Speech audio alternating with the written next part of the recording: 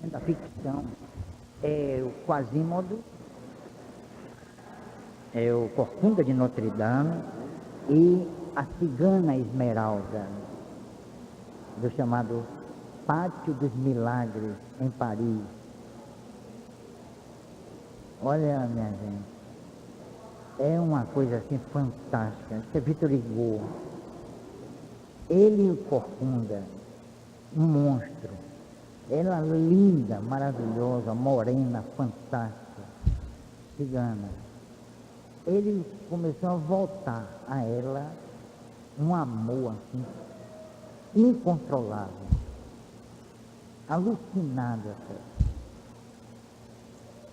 Isso aí também tem uma certa simbologia, é quanto à feiura, o belo e o feio. O belo e o feio. Era linda, maravilhosa. E a agitação essa, entre sai. Esses dois estão saindo, entrando e saindo. Ô, não traga mais seus filhos não, viu? Eles não têm paciência, não entendem nada do que eu estou falando. Aí pronto, né? Aí fica chato, tá bom? Por favor, não traga mais não. Então, gente, essa história de Quasimodo e Esmeralda é uma das coisas mais fantásticas do próprio romantismo, que foi também, vamos dizer, renovado, renascido pelo talento de Victor Hugo, que por sinal era espírita e fazia pesquisas fantásticas na ilha de Jersey, com a Madame Emily de Girardin. Então, esses amores, aparentemente impossíveis, como a de Pedro Barros, são os mais intensos, são os mais profundos, são os que mais fazem sofrer. E vocês sabem que, paradoxalmente, talvez até loucamente, alguns desses homens que amaram de uma forma tão profunda uma mulher, preferiam estar ali amando em silêncio, sem que ela soubesse. É como se ela soubesse, o encantamento desaparecesse. Né? Aquele frisson que ele sentia quando via a mulher amada, talvez diminuísse ou até se extinguisse como uma chama ao sopro fraco. Então, esses homens e essas mulheres amavam de uma forma tão profunda que quebravam aquela corrente do mesmismo e do senso comum. Eu tenho uma admiração muito grande por esses, mesmo em nível mitológico e ficcional. Alguém construiu aquilo ali. Quem foi o autor da mitologia? O próprio povo, os próprios homens. E a ficção é um autor se sublimando, que ele tira de dentro dele dois amantes. Eles estavam ali dentro, estavam homiziados em seu íntimo, tanto a mulher como o homem.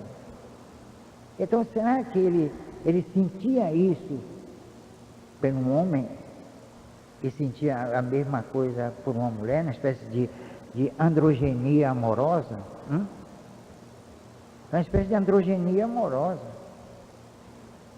Androgenia também ligada à mitologia, principalmente na Grécia, embora encontremos no Velho Testamento, em que o homem, em princípio, era um só, o indivíduo. Aí Deus separou, metade homem, metade mulher. Na Bíblia nós vamos encontrar isso também, esse mesmo processo mitológico com Adão e Eva, né?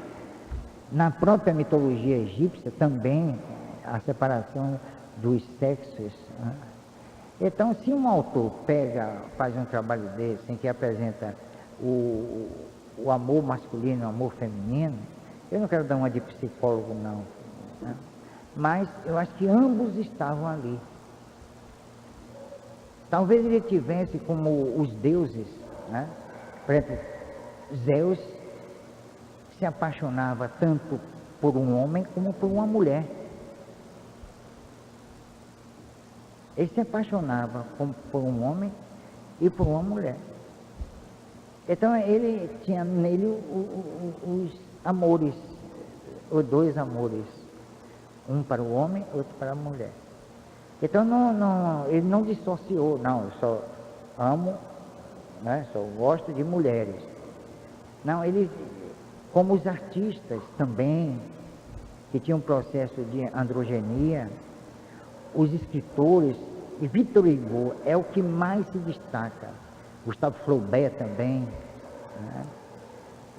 Esses dois grandes escritores franceses, ele tinha essa performance, essa característica, uma coisa assim muito peculiar, muito singular, de saber como o homem ama e como a mulher ama. Tá vendo? Então ele conhecia a mulher não por experiências pessoais, mas experiências íntimas. É aí que entra Berkeley, com o processo de experiência pessoal, e que viu um questionamento fantástico sobre a existência de Deus. Porque Deus não faz parte da nossa experiência. E pressupostamente fazemos parte da experiência de Deus. Aí vem aquela história de que o homem está em Deus e Deus não está no homem, porque falta, segundo Berkeley, a experiência. Então veja como a coisa é muito mais complexa do que são a nossa vã filosofia, não é? Mas, hein? E tem uma coisa, dizendo, na Grécia havia muito homossexualismo. Não é assim, não. É que eles tinham uma concepção de amor que tanto podia ser dedicada a um homem como a uma mulher. Não é questão de preconceito, não. Não tem nada a ver com preconceito. É um modus vivendi que só os gregos conseguiram desenvolver. E sem se comprometer. Aí é que está. Muito pelo contrário. Se analisar a mitologia, nós vamos encontrar a base da verdadeira psicologia que Freud não percebeu, porque se fixou só em Édipo e Jocasta, que foi um processo de aberração. Mas se ele estudasse isso aqui, a psicanálise teria outro destino, tomaria outro rumo, pelo menos nesse particular. Porque ele via que isso aqui não é aberração. Osíris ama Ísis, que é sua irmã. Isso está na mitologia egípcia. A mesma coisa que aconteceu entre os gregos. Aliás, os gregos admiravam os egípcios de tal maneira que diziam que os egípcios eram os pais da sabedoria. Vejam só. A ideia dos gregos a respeito de todo o processo, não é só religioso, arquitetônico, não. Até mesmo na própria arquitetura, nós vamos encontrar lives, né, de espiritualidade, vocês sabem, né? Eu vou trazer um trabalho aqui sobre a arquitetura e o processo espiritual. Então, esses amores aqui são importantíssimos para a gente se conhecer mais um pouco. Aqui é um trabalho mais em nível psicológico do que mitológico. E às vezes a pessoa tem uma ideia de mitologia muito distorcida. Tem Fedra e Hipólito. Fedra, princesa grega, filha de Minos e Parsifai, reis de Creta. Anos depois da matança do Minotauro e do sumiço de sua irmã Ariadna, que se apaixonou por Teseu e por ele foi abandonada na ilha de Naxos, Fedra casou-se com Teseu, seu irmão, sucessor do pai Minos, no reino de Creta. Entretanto, Fedra caiu de amores por Hipólito, filho de Teseu. Quando Fedra concluiu que Hipólito nada sentia por ela, disse a Teseu que ele tentara estuprá-la. Teseu não lhe deu crédito e ela se enforcou porque não podia viver amando sem ser amada. Olha aí, outra vez, um irmão se apaixonando por uma irmã. A mesma coisa que aconteceu no Egito. Então, por que essa similitude? Por que isso? Por que aconteceu entre os egípcios e entre os gregos? No caso, vamos dizer, a civilização mais sofisticada do planeta, os gregos. Havia, se a gente estudar mais aprofundadamente, parece que havia um canal de comunicação, né? Vamos dizer assim, abstrata, eterizada, vamos usar esse termo, está em decadência, mas permita-me usar, esse conúbio, vamos dizer assim, essa eletividade existiu, não só em relação ao amor, mas em relação à própria mitologia e as construções, os estilos diferentes, mas a técnica e o embasamento clássico o mesmo. É uma coisa assim para se estudar, para se analisar. É por isso que há autores que acham que esses povos teriam origem na Atlântida. Quando houve o cataclismo na Atlântida, em que ela afundou no mar, e segundo, há muitos lugares da Atlântida, mas o mais coerente é entre a África e o norte da América do Sul, no caso o Brasil, ali, aquela faixa. E eu acho que isso é verdade, porque quando eu viajei de navio, eu fui do Rio de Janeiro até Lisboa de navio, foi mesmo, eu vi um aí, né? Quando passamos pelo lugar que pensam, sei lá, que estiver ali a Atlântida, todo navio, pelo menos a maioria das pessoas, começou a ter sonhos incríveis. Aí tinha uma pessoa no navio que me conhecia, aí reuniu no cinema o pessoal, aí eu fiz uma palestrazinha sobre Atlântida, sobre os aspectos espirituais, que ainda permanecem lá, algumas energias. A profundidade é de 7.200 metros, é uma fossa abissal. Por isso que nunca se investigou se é verdade ou não que ali existiu a Atlântida, pela falta de condições de... que é uma pressão assim fantástica, né? Pode arrebentar tudo. Então o pessoal começou a ter, depois que passou essa faixa, pronto, sumiu tudo. Coincidência? Sincronicidade junguiana? Eu acho que não. Então, às vezes, os anos passam, milênios, e as energias se reciclam. Elas não desaparecem, não. É como a energia que forma os corpos humanos, que vem formando corpos há milhões de anos. E ela continua aí. Aí vocês veem uma coisa interessante. A energia que plasmava o corpo de um Pithecanthropus erectus é a mesma que forma hoje o nosso corpo? Não. Então, quem evoluiu? A energia ou o homem? A energia.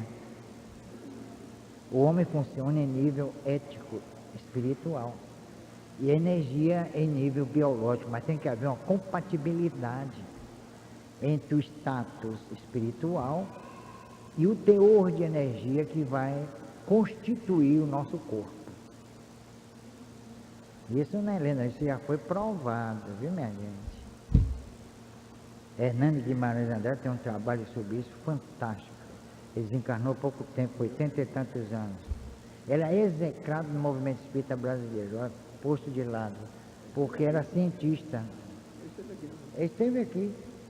E tem uma coisa, ele me telefonava, sempre leva 40, 50 minutos no telefone. Ele contando as pesquisas dele, tinha um laboratório. Então é para se estudar ainda. Eu acho que o homem precisa ser reestudado. As ciências humanas, disse um espírito uma vez, é um ciscar de galinhas na face da terra. A gente não sabe nada. Bom, Troio e Crésida, um dos filhos de Príamo, rei de Troia. A história do seu amor por Crésida se popularizou na Europa medieval. Troio amava loucamente Crésida, que jurou lhe ser fiel. Todo mundo jura, não é não? Essa é a jura mais quebrada que tem. Quando a trocaram por um prisioneiro de guerra troiano, ela se apaixonou por Diomedes, rei de Argos e valente guerreiro, durante o ataque dos gregos a Troia. Troio, não suportando a traição de Crésida, morreu de tristeza. Já imaginou o cara morrer de tristeza? Hoje ninguém morre de tristeza, não. Morre de raiva. Píramo e Tisbe. Entre ambos eclodiam um irrefreável amor. Ela era a mais bela jovem da Babilônia, majestosa cidade da Mesopotâmia. Píramo, o mais encantador dos jovens. Pretendiam se casar, entretanto, seus pais não permitiram. Como sempre acontece, a proibição fez com que o que ambos sentiam ganhasse força e determinação. Passaram então a se encontrar as ocultas, tem um ai. Num desses encontros fortuitos, junto a um local chamado Túmulo de Nino, sob uma amoreira, Tisbe, que chegara primeiro, sentou-se debaixo da árvore para esperar o amante. A amante. De repente surge uma enorme leoa. Não, é o amante. Ao vê-la, Tisbe correu e se refugiou numa gruta, deixando no chão o véu que se cobria. A leoa encontrou o véu e o despedaçou, manchando-o de sangue que ainda escorria de sua boca, em função de ter devorado anteriormente um pequeno animal. Píramo, ao chegar ao local combinado, ao topar com o véu rasgado pela voraz leoa, entrou em pânico. Sentiu-se profundamente culpado, julgando que Tisbe estivesse morta. Pegou o que restara do véu e o cobriu de beijos e lágrimas. Em seguida matou-se com a espada que trazia. Enquanto o amado se matava, Tisbe saiu da gruta e dirigiu-se ao seu encontro, sob a amoreira.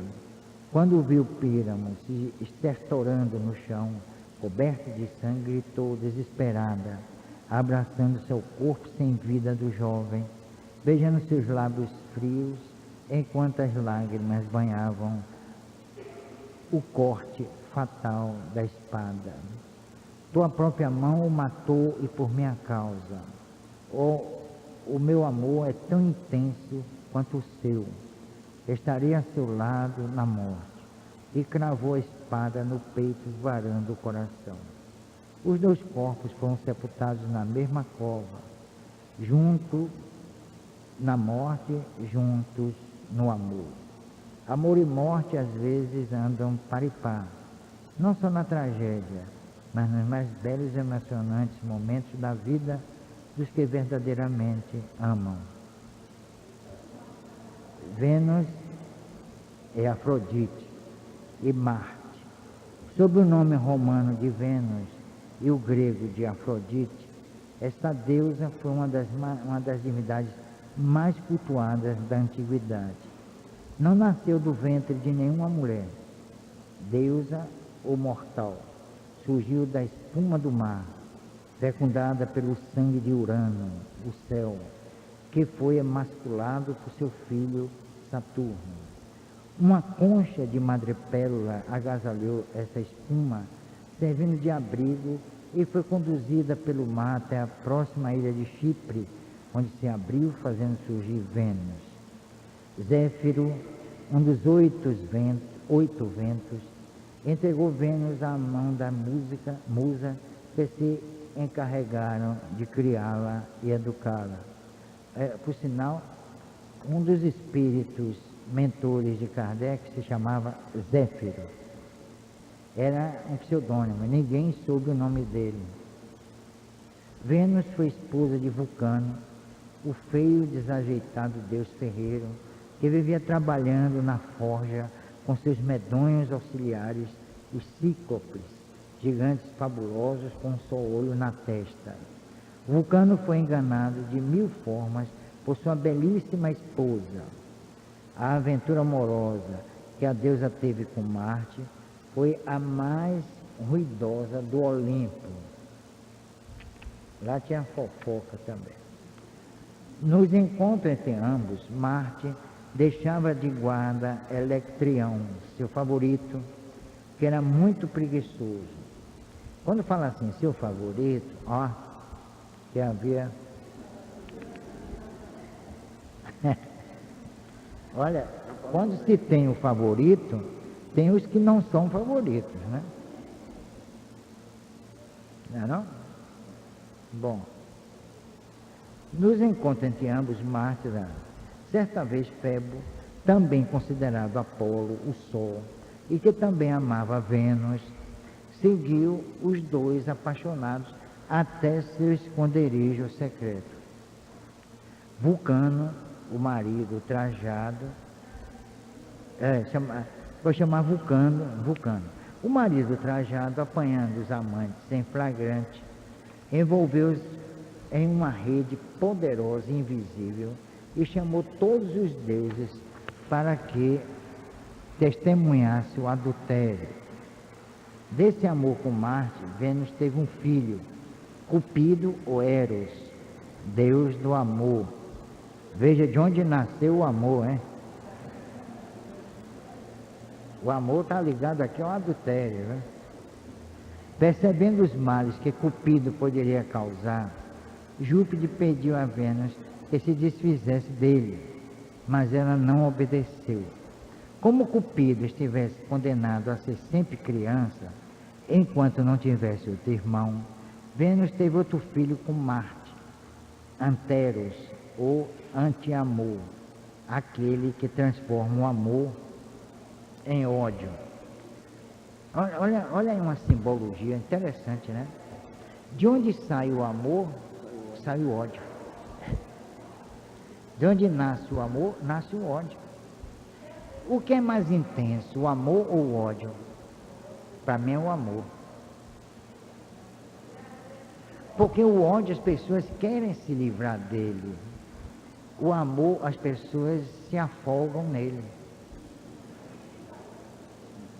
Não é não? É o que eu penso. Não sei se vocês pensam da mesma forma. Além de Cupido, Vênus foi também mãe dos amores, dos jogos e dos risos. De seu amor com Baco, nasceu a divindade chamada Ímen, ou Himeneu. As mulheres conhecem muito bem esse filho de Vênus. Não é Himeneu não, é o outro. A maior paixão que sentiu foi por Adonis, um mortal que era mais belo do que qualquer dos deuses. Enciumado, Marte transformou-se num javali, atacou Adonis e o matou. Rapaz, se nós tivéssemos esse poder de se transformar em javali, rapaz, eu queria ter de javali por aí, e de morte também, viu? Vênus, depois de chorar longamente, transformou Adonis em anêmona, uma flor de grande beleza e vida efêmera. Mas tem uma coisa, a flor tem vida efêmera, mas no lugar dela nasce outra, que vai ter a vida efêmera. Então, a efemeridade se eterniza. Não é não? Então, resultado. Adonis foi Netuno, também conhecido como Poseidon. Isso está parecendo fofoca, viu? Foi seu último esposo. Eu estou contando aqui os podres dos deuses. Tá? Os deuses também têm. Os deuses também têm defeitos, viu, minha filha? Como tem? E tudo em nome do amor, viu? Deus marinho, muito antigo, filho do oceano, com Tétis, casou-se com sua irmã gêmea, Doris, que lhe deu 50 belíssimas filhas, que foram chamadas de Nereidas. A mulher viveu o tempo todo parindo aí, né? Todos os dias. Eu vou pelo menos 59 meses aí parindo. É brincadeira? Quase 50 anos. Netuno, o deus das águas, apaixonou-se por uma delas, Anfrite, o nome da filha, uma das 50. Devia ser 40, né? Afrodite e as 40, né? É como em Brasília, né? Tem lá. É Alibaba os 400 ladrões. Netuno tinha seu palácio no fundo do mar. Tinha cavalos com crinas de ouro que puxavam seu carro sob as ondas e ostentava um tridente. Anfrite, temendo a severidade do Deus e os mistérios existentes nos profundos abismos, fugiu amedrontada, refugiou-se nos rochedos próximo ao monte Atlas, mas lá foi encontrada por 2 golfinhos que a persuadiram a aceitar o amor de Netuno. Acho que foi Clipe, né? Não foi não? Clipe, como é o nome do golfinho? Não é Clipe? A Anfrite deixou-se convencer e os 2 peixes a levaram para junto do deus marinho, que, agradecido, pediu a Júpiter, seu irmão, que os imortalizasse. Quem é que está lendo ali? É o trabalho? Está lendo o trabalho? Você? Tá lendo o trabalho? É? Ah, tá, ótimo. Formaram um casal muito feliz e de sua união nasceram não só inúmeras ninfas marinhas, como também o mais famoso dos divinos seres da água, Tristão. A outra lenda que é também muito difundida, conta que 2 golfinhos salvaram a vida de Vênus e de seu filho, Cupido, quando ambos eram perseguidos pelo gigante Tifon durante a guerra que Júpiter desencadeou contra os monstruosos gigantes. Orfeu e Eurídice. Orfeu, legendário músico e poeta grego. As suas interpretações comoviam os homens, os animais, as pedras e as plantas. Orfeu era filho de Apolo e de Calíope, musa da poesia. Cada vez que cantava e tocava a lira, toda a criação o ouvia extasiada. O deus utilizou seu maravilhoso dom com Hades, gerente dos mortos, quando uma serpente picou sua esposa, Eurídice. Orfeu desceu ao mundo dos espíritos e obteve a boa disposição do deus da morte com sua interpretação, já que o comoveu até as lágrimas. Agradecido, Hades concedeu um favor ao Orfeu e lhe permitiu recuperar Eurídice, com uma condição, que a guiasse até o exterior, plano físico, e não olhasse para trás antes de chegar à superfície. No último momento, quando os esposos estavam a ponto de sair à luz, Orfeu esqueceu o acordo e voltou-se para olhar sua amada. Imediatamente Eurídice se converteu em um espectro e desapareceu. Não podendo retornar ao reino de Hades, Orfeu errou aflito e inconformado pelo mundo. Alguns afirmam que se matou e outros sustentam que fora destroçado pelas mulheres trácias que habitavam a margem do Danúbio. enfurecidas pelo fiel amor a Eurídice. Só a cabeça ficou intacta e, em desespero, chamava o tempo todo pela mulher que amava. Nem a morte conseguiu arrefecer o profundo sentimento que Orfeu voltava à mulher. Agora tem Édipo e Jocasta. A tragédia de Édipo é conhecida tanto pelo drama de Sófocles, escrito em cerca de 415 a.C., quanto pelas denominações de Sigmund Freud, fundador da psicanálise, concedeu aos chamados complexos. A lenda é contada de várias maneiras. Uns contam que Édipo matou o pai, a quem desconhecia, e por isso casou-se com a própria mãe, com a qual geraria filhos incestuosos. Homero deu outra versão à lenda. Édipo ter-se casado com a mãe, mas não teria cometido incesto. Eis que Jocasta, a genitora e esposa, teria recorrido ao suicídio ao descobrir que era a mãe do próprio marido. Laio, marido de Jocasta, tendo consultado o oráculo de Delfos, veio a saber que a mulher daria à luz um filho, que mais tarde viria a casar-se com a própria mãe. Apavorado, ao nascer, o filho mandou a um de seus fâmulos vender-lhe os pés e pendurá-lo pela ferida, abandonado e exposto numa árvore no monte Cítero. O menino foi encontrado por Forbas, pastor de Políbo, rei de Corinto, que o libertou e o levou à presença da rainha. Esta se agradou tanto da criança que resolveu ficar com ela. O menino foi adotado como filho e viveu principescamente, mesmo porque a rainha não tinha filho. Deram-lhe o nome de Édipo, pés fendidos e inchados. Tanto que quando vocês veem a figura de Édipo em qualquer livro, tá, ele tem um dos pés inchados. Bom,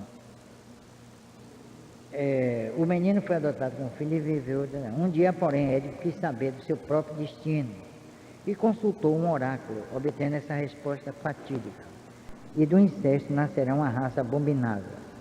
Para evitar a predição, Édipo resolveu exilar-se, orientando-se pelos astros.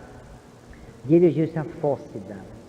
Num caminho estreito para Delfos, ocorreu, entretanto, uma luta entre Édipo e Laio, seu pai.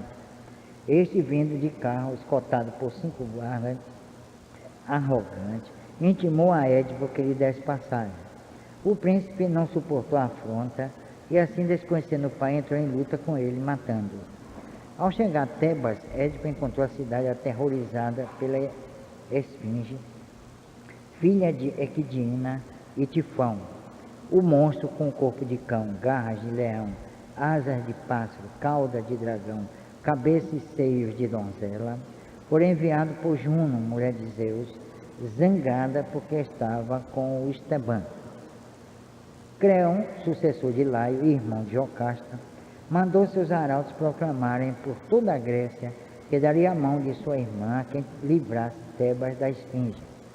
O monstro que, posto às portas da cidade, no Monte Pisseu, trucidava a todos que passavam por ela e não lhe elucidava os enigmas.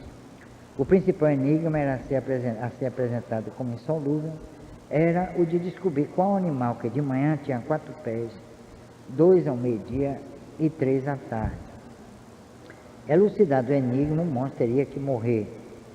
Apresentou-se Édipo, que logo respondeu: esse animal é o homem, cuja infância se define por engatinhar, mas quando crescido anda sobre 2 pés, e quando é velho tem de apoiar-se num bastão. Furiosa, a Esfinge atirou-se num precipício e morreu. Casando-se com Jocasta, Édipo gerou 2 filhos, Eteocles e Polinício, e 2 filhas, Antígona e Ismênia. O tempo passou, surgindo a peste e outros infortunatos tebanos. Consultando os oráculos, eles revelaram que os tebanos seriam desgraçados até que vingassem a morte de Laio. O próprio Édipo, que procedeu às investigações, Édipo descobriu que mataram o pai e praticaram incesto com a própria mãe. Alucinado e para não ver mais vítimas da própria tragédia, arranca os próprios olhos com a presilha do manto real. Expulso pelos filhos e consolado por Antígona, que resolve acompanhar o pai na desgraça, afasta-se de Tebas e dirige-se para a coluna, onde pensa morrer, como prediziam os oráculos. Essa Antígona é uma peça de Sófocles. É muito boa mesmo. Vocês já assistiram? Já. Que resolve apanhar o pai na desgraça. Afasta-se de Tebas e dirige-se para a coluna, onde pensava morrer, como prediziam os oráculos.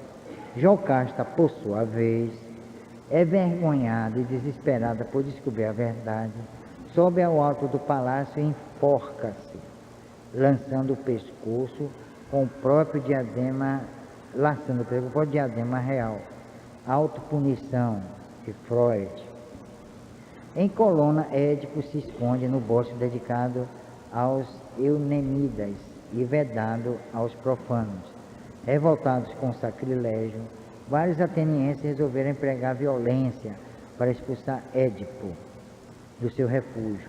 Antígona, porém, implora para salvar a si mesma e seu pai, conseguindo que ambos sejam levados para Atenas, à presença de Teseu.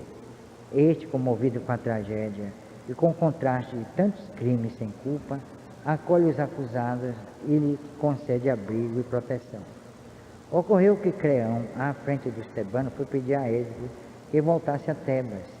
Édipo suspeitou da intenção do tio e cunhada, complexo de culpa, julgando que os tebanos desejavam afastá-lo da proteção de Atenas.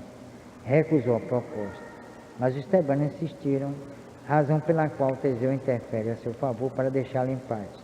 Houve-se então um trovão que Édipo interpreta como sinal para voltar para onde deveria morrer, de acordo com a previsão dos oráculos. Dirigindo-se para uma encruzilhada, à beira de um abismo, Édipo despe-se das roupas insígnias de lutador e guerreiro e veste a própria mortalha. Afasta as filhas que queriam demovê-lo da intenção de morrer, e na presença de Teseu, o único sabedor do segredo de sua morte, a terra passa a tremer, entreabrindo-se lentamente, para receber sem qualquer dor ou violência o rei herói, o guerreiro parricida, o criminoso sem culpa. Essa história foi muito explorada por Freud, né? Teve aí complexo de culpa, autopunição e outras coisas mais, né? Porque, infelizmente, ele era um gênio, não tem nenhuma dúvida. Freud era um gênio, numerologista de 4 costados. Tanto que ele foi sugerido mudar até o nome dele, que era Sigismundo, ele botou Sigmundo. E anulou o primeiro nome dele, que era Bertoldo, um negócio desse aí. E tem uma coisa, essa questão aqui de Édipo, que teve relacionamento com a própria mãe, Freud, também teve impulsos sexuais em relação à mãe. Afirmam que ele teve com a irmã ou com a filha. A outra se mandou, mais uma delas, Ana, houve realmente o ato sexual. E tem uma coisa que atormentou Freud até a morte. Ele não soube quem foi o pai dele. A mãe se casou, mas teve filho com outro homem, que ele nunca soube e a mãe nunca revelou. Então ele tinha um processo assim muito grande de recalque, de depressivo e inconformado. Ele bebia muito e terminou com um câncer na língua, coitado, sofreu horrores. Mas ele nunca soube quem foi realmente o pai dele. E O padrasto, no caso, o odiava. Ele encontrou na mitologia a si mesmo. Ele se encontrou aqui, guardado as devidas proporções. Aí quando a gente analisa sobre esse aspecto, tem muita gente, como o campo freudiano aqui, que eu fiz até no jornal à tarde, né? Aí eu recebi telefonemas, foi um negócio sério, me ameaçando, pintando horrores comigo. Mas a verdade é essa. Eles nunca me desmentiram. Ele não conheceu o pai, a mãe adulterou, e manteve relações com a Ana, que a Ana era apaixonada por ele, a filha. A outra, que eu não me lembro o nome, não teve, se casou, teve filhos, 2 filhos, tudo bem. Mas a Ana era apaixonadíssima por ele. Olha aí, quer dizer, a vida de Freud foi até meio mitológica, né, também. Por isso que se louva na mitologia para criar essa... Como Jung também se louvou no hinduísmo, ele teve acesso à gnose, não é? E hinduísta, através dos livros chamados Upanishads, e criou a própria psicologia profunda com base nisso. Ele era extremamente místico. Escreveu um livro chamado A Gnose, né? E escreveu outro livro, Os 7 Sermões aos Mortos, que foi um trabalho de psicografia automática dele. Vocês podem encontrar isso na civilização.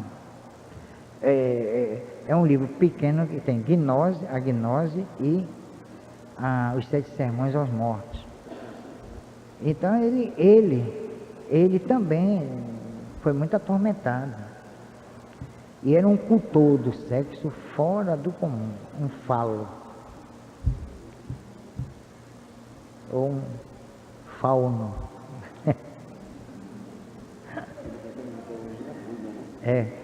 Então, porque o fauno era, na mitologia, ele não podia ver uma ninfa, coitada. Pronto. Ele ficava alucinado. Uma coisa de doido. Era ninfático ele. Bom, Eco e Narciso. Eco, uma ninfa dos bosques e das fontes, era de uma tagarelice irrefreável. Ia sempre a Olimpo a pedido de Zeus, para distrair Hera com sua conversa, enquanto o rei dos deuses e dos homens dava suas voltinhas entre os mortais, ou melhor, entre as mortais. Hera, porém, já era, né? Acabou descobrindo o ardil e puniu a pobre ninfa, tirando-lhe o dom da fala e condenando-a a repetir apenas as palavras que ouvia dos outros. Aí vem esse negócio do eco, né? Aí, olha lá.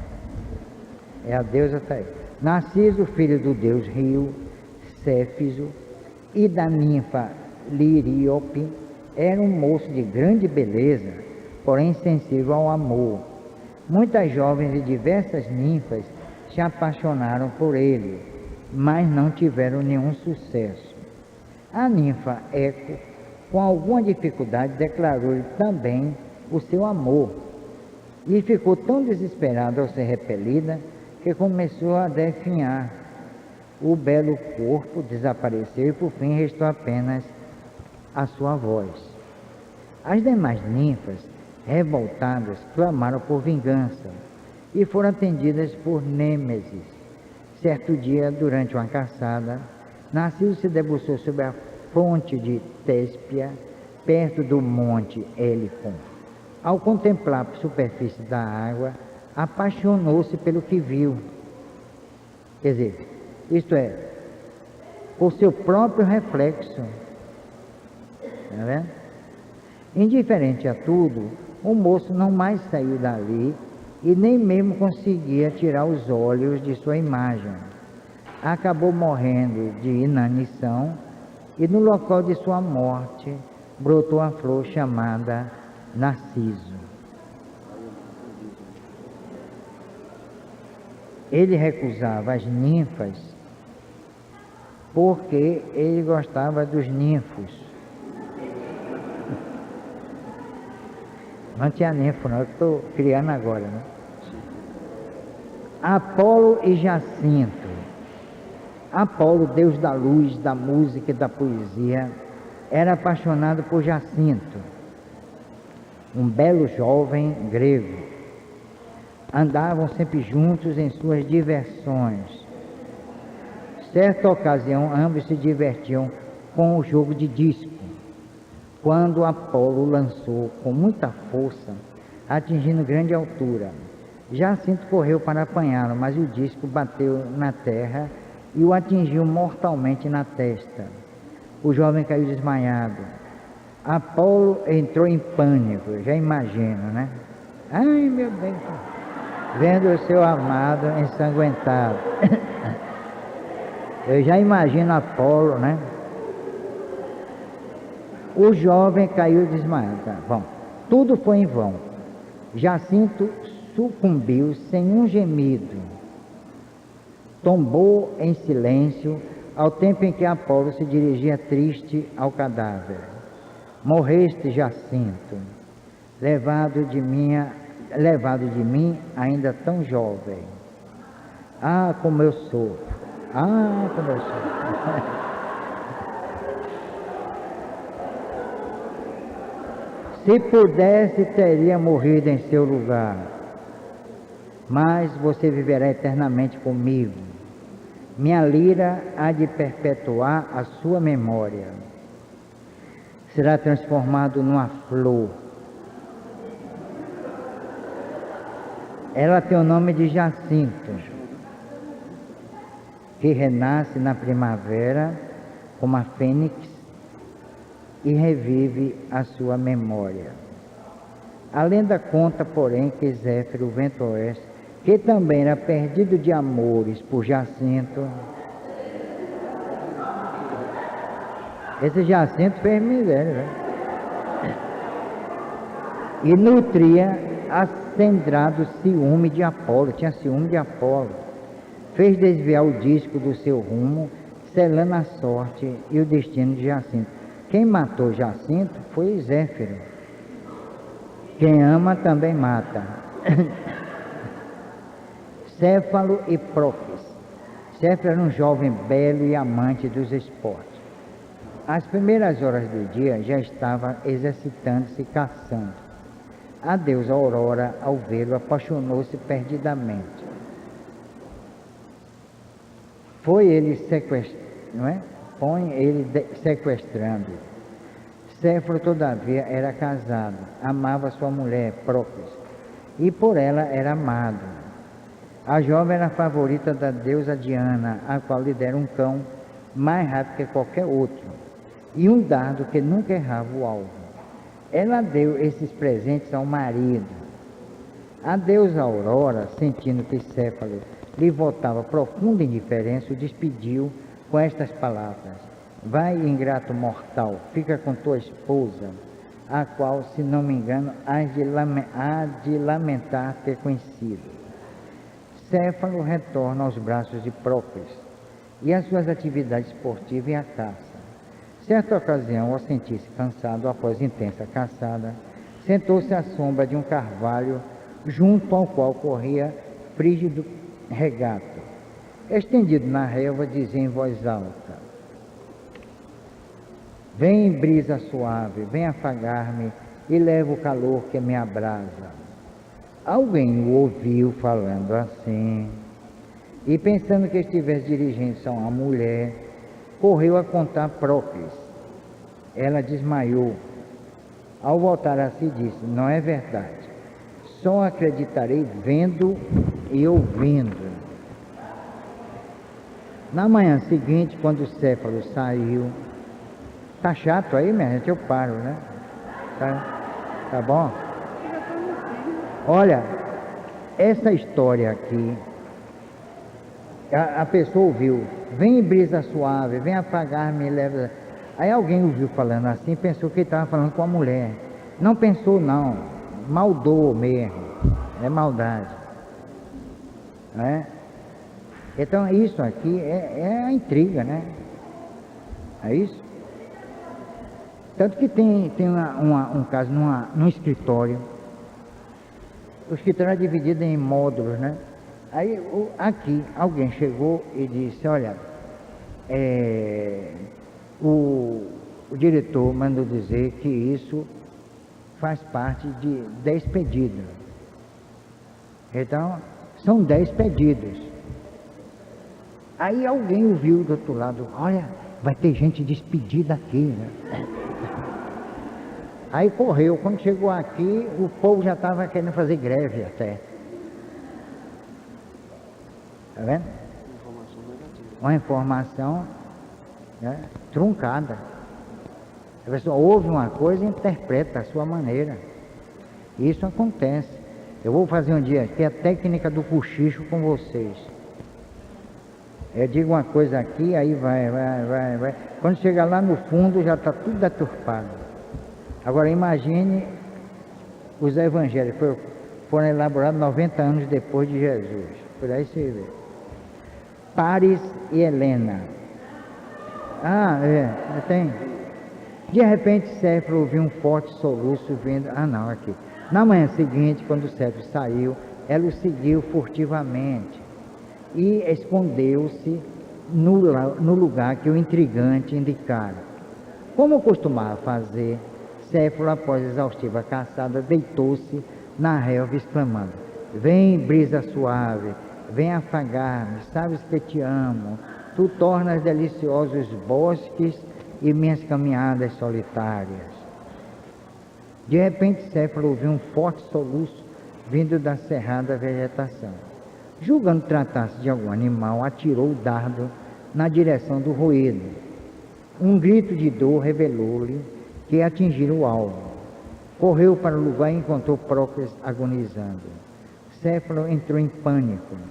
Tudo fez para reanimar a mulher amada, em vão. Procris morreu. Antes, porém, disse-lhe: imploro-te, se algum dia me amaste, se algum dia mereci de ti benevolência, meu marido, que satisfaças a minha última vontade. Não te cases com essa odiosa brisa. Sua fisionomia estava calma, olhando com amor e perdão para o marido, que ainda teve tempo de lhe contar a verdade.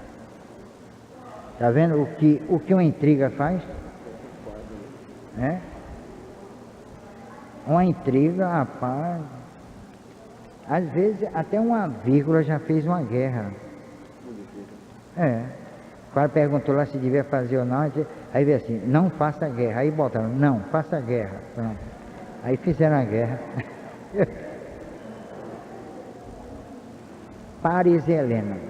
A mulher mais bela do mundo era Helena, filha de Zeus e de Leda, irmã de Clitemnestra e de Castor e Polideuces. Devido à extraordinária beleza, foi raptada mocinha ainda.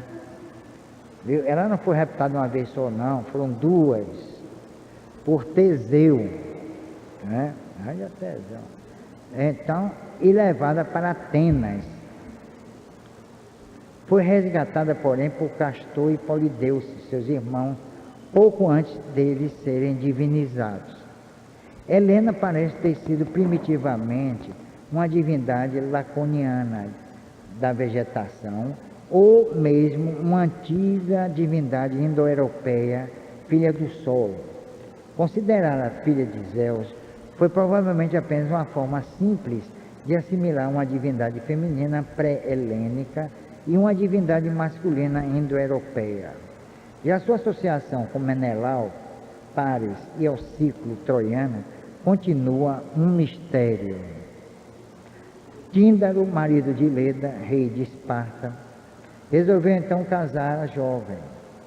Atraídos por sua beleza, nobres pretendentes de toda a Hélade foram a Esparta pedir a sua mão. A disputa se tornou acalorada e os pretendentes estavam a ponto de se matar quando um deles, Odisseu, propôs a Tíndaro que Helena escolhesse o marido. Mas ainda os pretendentes deveriam jurar que respeitariam a escolha e socorreriam o escolhido sempre que necessário. O rei concordou, rei de Argos ou Micenas. Algum tempo depois, com a morte de Tíndaro, Menelau assumiu o trono de Esparta. Na época, o casal já tinha uma filha de 9 anos, Hermíone. O rapto de Helena. Algum tempo depois do juramento, Paris dirigiu-se a Esparta, tendo sido bem recebido por Menelau. Mas o rei teve que viajar até Creta para participar dos funerais de Catreu, filho de Minos e Parsifai, seu avô por parte de mãe, e deixou o hóspede aos cuidados da esposa. Também que botar raposa para tomar conta de galinheiro, né? Aí não dá. Ou então amarrar cachorro com linguiça. Algum tempo depois do juramento, Paris dirigiu-se à espada.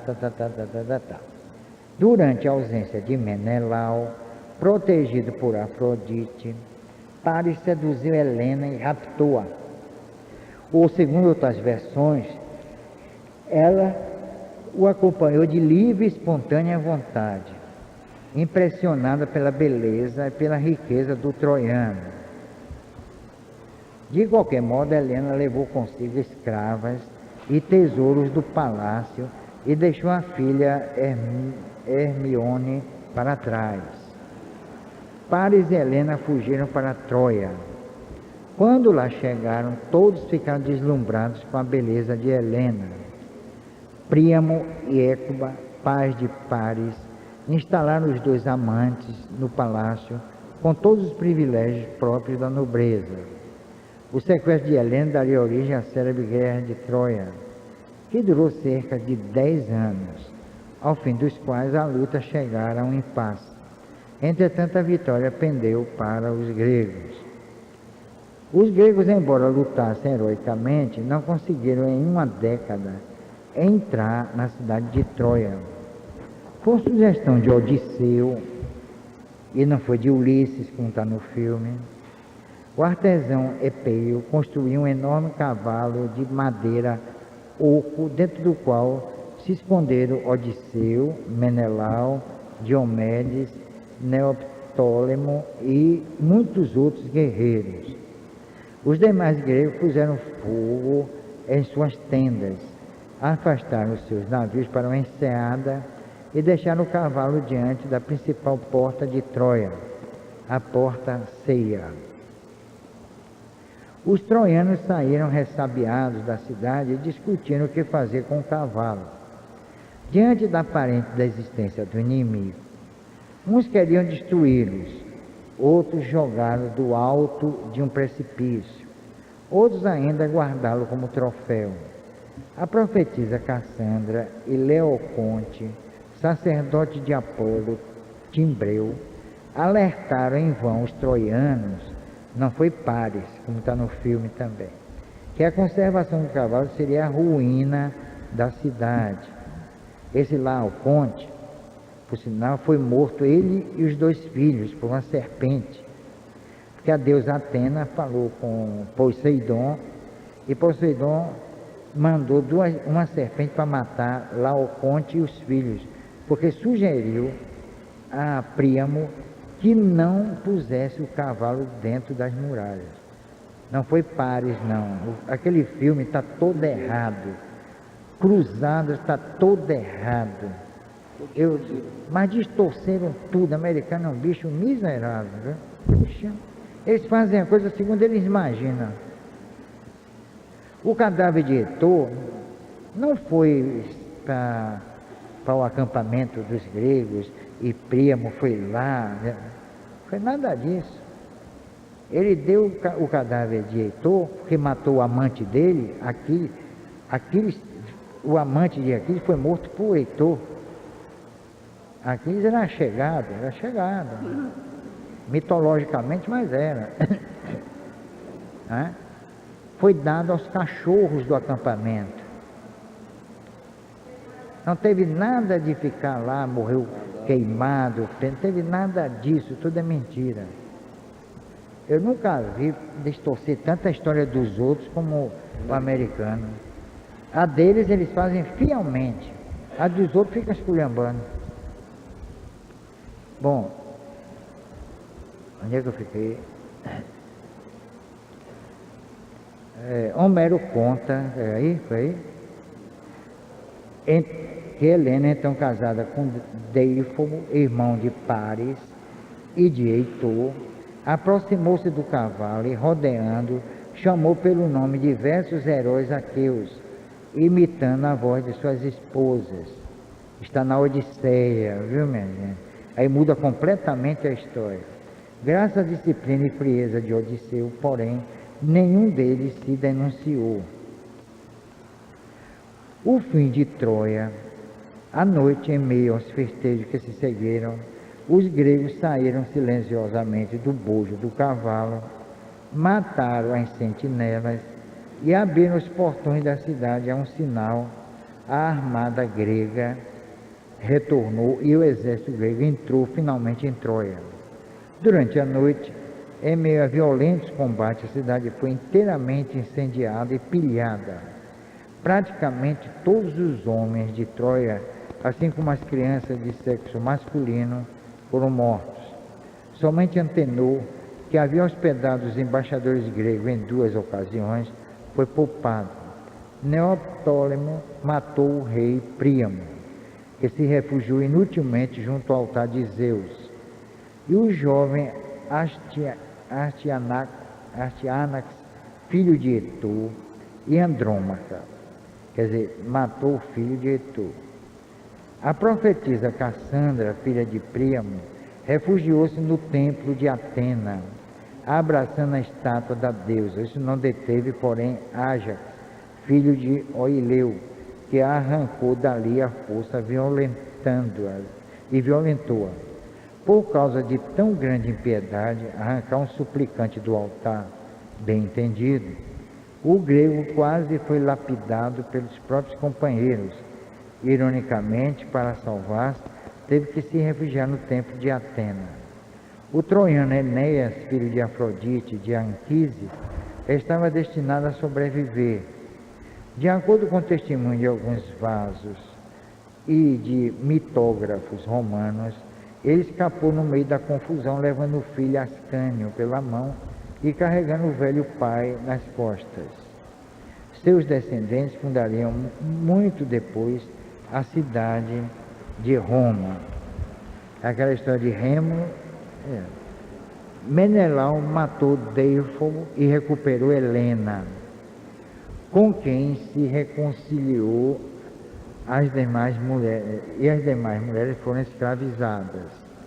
Olha, no filme, Helena foge, Menelau morre, não é isso? Pois está errado. Aqui é diferente, no livro de Homero. Bom, Cassandra foi levada por Agamenon.